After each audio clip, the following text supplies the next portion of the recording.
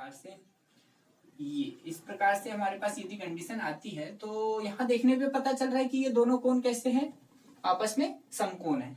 ये दोनों कोण समकोण है तो आपस में बराबर होंगे। और यहाँ पर इस त्रिभुज में त्रिभुज नंबर 1 पूरा बड़ा वाला और दूसरा त्रिभुज ये छोटा वाला, ठीक है। तो ये दो त्रिभुज में ये कोण उभयनिष्ठ कोण है, यहाँ पर उभयनिष्ठ कोण है और ये दोनों कोण 90 अंश के है। तो दो कोणों के दो युग्म यदि बराबर हो गए तो ये दोनों त्रिभुज समरूप होंगे। यहाँ से पूरा बड़ा वाला त्रिभुज और ये छोटा वाला त्रिभुज, दोनों यदि त्रिभुज समरूप हो गए तो हम इनकी भुजाएं अनुपातिक ले सकते हैं। तो पहली कंडीशन में हम ये लेंगे। दूसरी कंडीशन में हम क्या लेंगे, दूसरी कंडीशन में इस प्रकार से लेंगे, यदि हमको इस प्रकार से दो त्रिभुज दिए हुए हैं, इस प्रकार से हमें दो त्रिभुज दिए हुए हैं, इस प्रकार से दो त्रिभुज दिए हुए हैं तो हमको देखने पे पता चल रहा है यहाँ पे कि यहाँ पर 90 अंश का कोण बन रहा है और यहाँ पर भी 90 अंश का कोण बन रहा है। यदि हम किसी भी तरीके से इन कोणों को कैसे बता दे, बराबर बता दे, तो ये यदि कोण बराबर हो गए तो ये दो कोण बराबर हो जाएंगे और दो कोण बराबर होंगे तो ये त्रिभुज भी समरूप होंगे और इसमें भी हम समरूपता की शर्त लगा सकते हैं। तो आज हम पढ़ेंगे उत्तल दर्पण के लिए दर्पण सूत्र। दर्पण सूत्र क्या होता है देख लेते हैं। 1/f = 1/u + 1/v। ठीक है, इसको अब याद कर लेना है, अच्छे से नोट कर लेंगे इसको। इसके लिए अब सबसे पहले डायग्राम बनाते हैं। डायग्राम हम उत्तल दर्पण बनाना है तो ये उत्तल दर्पण बना लिया हमने। ये मुख्य अक्ष हो गया, ये ध्रुव P हो गया। एक वस्तु बनाएंगे AB, वस्तु बनाए हमने AB। वस्तु कहीं पर भी ले सकते हैं, वस्तु बनाए। यहाँ से दो प्रकाश किरणें गुजारनी है आपको। पहली प्रकाश किरण आपको ले जानी है, यहाँ पे आप पहले फोकस बना देते हैं और ये हो गया वक्रता केंद्र। ठीक है, तो हमें चित्र बनाने के लिए दो किरणों की आवश्यकता पड़ेगी। पहली किरण हम लेते हैं, एक प्रकाश किरण लेते हैं हम, जो ले जाते हैं हम कहाँ पर, सीधे वक्रता केंद्र पर।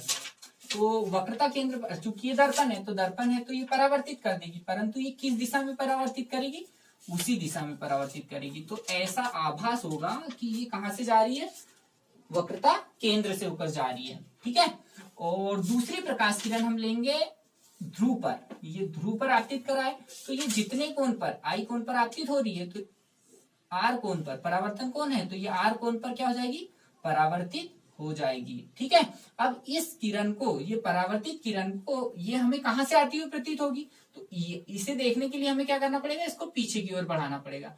पीछे की ओर बढ़ाने पर ये हमें पहली वाली किरण को इस बिंदु पर काटेगी और इस बिंदु को हम नाम दे देंगे A', तो ये प्रतिबिंब बन जाएगा हमारा A'। AB वस्तु का प्रतिबिंब उत्तल दर्पण के लिए A', बन जाएगा। ठीक है, अब इस प्रकार से हम दो त्रिभुजों को समरूप सिद्ध करके समरूपता की शर्त लगाएंगे। तो इसे सॉल्व करते हैं। पहले तो आपको यहाँ पे ये चित्र का वर्णन करना है। चित्र का वर्णन में क्या करोगे आप, दर्पण का नाम दे देते MN, हम लिख देंगे माना MN एक उत्तल दर्पण है, P जिसका ध्रुव, F फोकस और C वक्रता केंद्र है।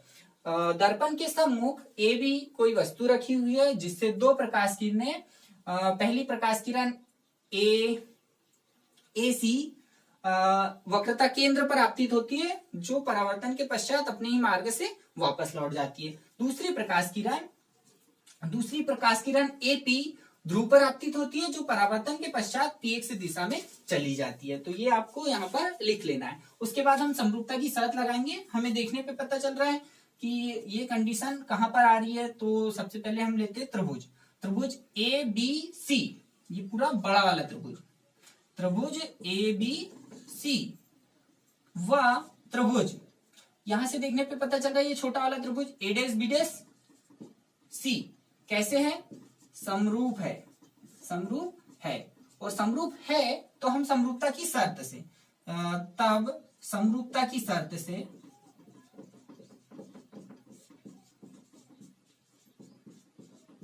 अब समरूपता की शर्त क्या होती है, यदि दो त्रिभुज समरूप होते हैं तो उनकी भुजाएं आनुपातिक होती है। इसका मतलब पहले त्रिभुज की लंब वाली भुजा अर्थात AB, उसके बटे में दूसरे त्रिभुज की लंब वाली भुजा अर्थात A', B' इक्वल पहले त्रिभुज की आधार वाली भुजा अर्थात पीबी अर्थात सीबी, सी से पी तक, और दूसरे त्रिभुज की आधार वाली भुजा अपॉन में आ जाएगा दूसरे त्रिभुज की आधार वाली भुजा अर्थात C B dash, C B dash. इसको नाम देते हैं इक्वेशन फर्स्ट। ठीक है, अब आगे सॉल्व करेंगे तो यहाँ पर दूसरा त्रिभुज लेना पड़ेगा। तो इस प्रकार की आकृति हम ढूंढो चित्र में कहां पर है, तो हमें पता चल रहा है ए बी पी और दूसरा ए डैश बी डैश पी। तो ये दोनों त्रिभुज लेके चलेंगे। तो त्रिभुज, चूंकि त्रिभुज कौन से ए बी पी व त्रिभुज ए डैश बी डैश पी, ए डैश बी डैश पी, ए डैश बी डैश पी, ये इस तरीके की आकृति होनी चाहिए। पहला त्रिभुज ये, दूसरा त्रिभुज ये, दोनों कैसे हैं? समरूप है। और जब ये समरूप है तो समरूपता की शर्त से क्या होगा, तब समरूपता की शर्त से इनकी भी भुजाएं अनुपातिक होगी। तो यहां पर पहले त्रिभुज की लंब वाली भुजा लेते हैं। तो पहले त्रिभुज की लंब वाली भुजा है ए बी बटे दूसरे त्रिभुज की लंब वाली भुजा, तो यहां से हमको दिख रही है ए डैश बी डैश। तो A dash B dash equal पहले त्रिभुज की आधार वाली भुजा पी बी अपॉन दूसरे त्रिभुज की आधार वाली भुजा P B dash, P B dash. Equation second. अब इक्वेशन फर्स्ट और सेकेंड को देखने पे यहाँ हमें पता चल रहा है कि दोनों के एलएचएस इक्वल है। जब एलएचएस इक्वल है तो उसके आरएचएस भी क्या होंगे, इक्वल होंगे। तो इसको इक्वेशन समीकरण 1 व 2 से हम इसके आरएचएस भी बराबर ले सकते हैं। समीकरण 1 व 2 से इनके आरएचएस बराबर ले लेते हैं। आरएचएस क्या है, CB upon CB dash equal PB upon P B dash equal ले लिए। अब यहाँ इसके बाद हमें क्या करना है, इसके बाद हमें चूंकि चिन्ह परिपाटी हमें पता है कि प्रत्येक दूरिया हम कहां से नापते हैं, ध्रुव से नापते हैं। तो यहाँ पर हमें पी लाना है, पी नहीं है पर पी हमें लाना है। तो लाने का तरीका क्या हुआ, तो स्टार्ट करते हैं सीबी कहाँ है, तो ये सीबी टोटल भुजा है, तो इसमें पी आना चाहिए। तो पी से स्टार्ट करेंगे, पीबी प्लस पीसी, दोनों को जोड़ेंगे तो पीबी आ जाएगा, तो सीबी आ जाएगा। सीबी को क्या लिख सकते हैं हम, पीबी प्लस पीसी। पीबी और पीसी को जोड़ने पर हमें क्या प्राप्त होगा, सीबी। यहां से यहां तक टोटल भुजा, इतनी भुजा धन इतनी भुजा बराबर क्या होगा, इतनी भुजा। तो टोटल भुजा को हम इतनी भुजा धन इतनी भुजा लिख सकते हैं, ये लिख दिया हमने। सीबी डैश, अब सीबी डैश, तो ऐसी कंडीशन में हम क्या लेंगे, दूर तक लेंगे और पास वाला घटा देंगे। तो इसका मतलब पीसी माइनस पी डैश, ये अपॉन वाला हो गया इक्वल। यहाँ पर तो पी है तो पीबी, इसको चेंज करने की जरूरत नहीं है, पीबी डैश।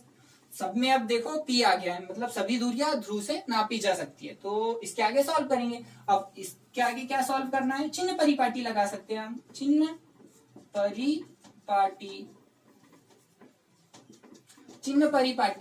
परिपाटी में हम लगाएंगे पीबी। अब बी क्या है, बी है वस्तु, तो वस्तु की दूरी योगी वस्तु की दूरी। अब वस्तु की दूरी को हम यू से प्रदर्शित करते हैं। तो परंतु आपतित प्रकाश की हम किस दिशा में जा रहे हैं, विपरीत दिशा में जा रहे हैं, इसलिए लगेगा माइनस। अब पीबी डैश प्रतिबिंब की दूरी, प्रतिबिंब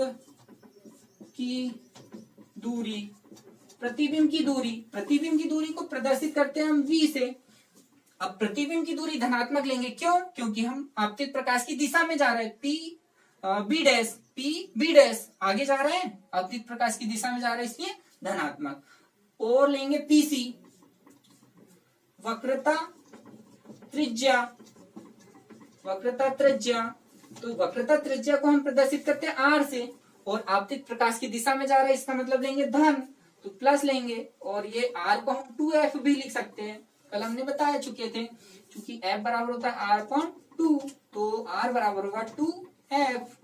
यहाँ से इस प्रकार से हम ले सकते हैं, तो ले लेंगे। ये सभी मान इक्वेशन में रख दो, समीकरण में रखेंगे तो पीवी का मान माइनस यू प्लस पीसी का मान 2f अपॉन पीसी का मान 2f माइनस पीबी डैश मतलब प्रतिबिंब v इक्वल पीबी, इसका मतलब u minus u upon PB dash मतलब v। अब यहाँ क्या करेंगे, हमको त्रियक गुना करना पड़ेगा। त्रियक गुना कर दो, कैंसिल गुना करेंगे तो ये u और ये v का अंदर गुना होगा तो v plus 2fv equal minus u का इसमें गुना होगा तो 2f। गुड मॉर्निंग, आज हम लेके आए हैं दर्पण सूत्र, वो भी उत्तल दर्पण के लिए। अवतल दर्पण के लिए हम दर्पण सूत्र सिद्ध कर चुके हैं, आज हम सिद्ध करेंगे दर्पण सूत्र उत्तल दर्पण के लिए। ये भी बहुत इंपॉर्टेंट क्वेश्चन है, इसको भी ध्यान से समझेंगे सभी। इसको समझने के लिए हमें वापस से वही रूल लगाने हैं समरूपता की शर्त, परंतु यहाँ थोड़ा सा त्रिभुजों का यहाँ पर माइनस यू का 2f में गुना होगा तो ये हो जाएगा माइनस 2f u। अब माइनस माइनस ये हो जाएगा प्लस और u v, तो ये u v यहाँ तक सॉल्व हो गया है। अब ये माइनस में है तो इसको इधर ले जा लेते हैं, प्लस में चला जाएगा। ये माइनस में, इसको इधर ला लेते हैं, प्लस में आ जाएगा। तो ये हो गया 2f v, ये वाला पद इसको इधर लाएंगे तो ये हो जाएगा plus 2fu equal uv plus ये भी हो जाएगा, माइनस का है तो प्लस uv। ठीक है, तो uv प्लस uv हो जाएगा 2uv fv plus 2fv plus ये हो जाएगा 2uv। अब यहाँ क्या करेंगे, तीनों पक्षों में, दोनों पक्षों में तीनों पदों में किसका भाग दे देंगे, uvf का भाग दे देंगे। समीकरण 1 2 और इसको नाम दे देते हैं 3। समीकरण 3 में uvf का भाग देने पर भाग दे दो तो दे देंगे। तो पहले 2 कैंसिल कर देते हैं, ठीक है, डिवाइड करने के बाद दे देंगे। ठीक है, तो 2f v upon uv f plus 2fv upon uv f equal 2uv upon uv f। जो कैंसिल हो रहा है कैंसिल कर दो, f से f कैंसिल, v से v कैंसिल, f से f कैंसिल, v से v कैंसिल, u से u कैंसिल, v से v कैंसिल। तो यहाँ से 2 कॉमन निकाल सकते हैं। तो 1 अपॉन क्या बचा है u प्लस 1 अपॉन क्या बचा, यहाँ पे v कैंसिल हो गया, यहाँ पे u था, यहाँ पे u है, यहाँ पे u कैंसिल हो जाएगा, v बचेगा। तो ये v बचा और इक्वल 1 अपॉन ये 2 अपॉन f, 2 से 2 भी कैंसिल तो आएगा 1 upon u plus 1 upon v equal 1 upon F. और यही क्या है, दर्पण सूत्र है। इसको इस प्रकार से भी लिख सकते हैं 1 upon F equal 1 upon u plus 1 upon v. ठीक है, और यही क्या है, हमारा दर्पण सूत्र है। समीकरण 4 ही दर्पण सूत्र है। तो यहाँ पे एक चीज और समझने वाली थी, हम शायद छूट गई है। ये होता है कि ये त्रिभुज और ये त्रिभुज समरूप है, तो क्यों समरूप है, तो इसके लिए ये यहाँ तो हमें पता चल रहा है कि ये दोनों कोण समकोण है। और एक चीज कि ये दोनों कोण क्यों बराबर है, तो ये दोनों कोण बराबर इसलिए है क्योंकि आपतन कोण बराबर परावर्तन कोण, अर्थात ये कोण आपस में बराबर होंगे। और यहाँ पे ये दोनों कोण शीर्षाभिमुख कोण है, तो ये दोनों कोण आपस में बराबर होंगे, अर्थात ये दोनों कोण भी आपस में बराबर होंगे। इसीलिए ये त्रिभुज नंबर 1 और त्रिभुज नंबर 2 दोनों की ये कोण बराबर होंगे और ये दोनों त्रिभुज समरूप होंगे। ठीक है, तो इस प्रकार से हमारा उत्तल दर्पण के लिए दर्पण सूत्र का निगमन प्रूफ हो गया। ठीक है, तो ये भी इंपॉर्टेंट क्वेश्चन है, सभी को अच्छे से समझ में आया, आप कमेंट्स कर सकते हो। Thank you.